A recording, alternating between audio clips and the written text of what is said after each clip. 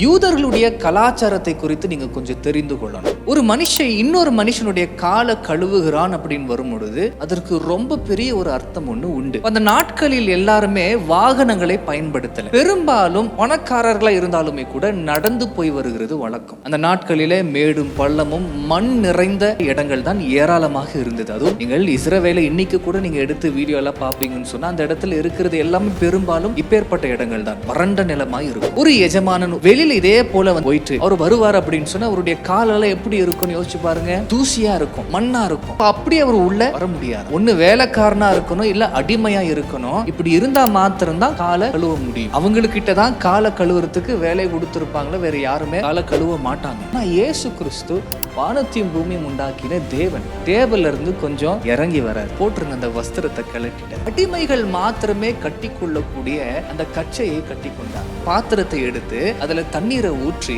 இயேசு கிறிஸ்து சீஷர்களுடைய கால்களை கழுவ ஆரம்பிச்சிட்டாரு.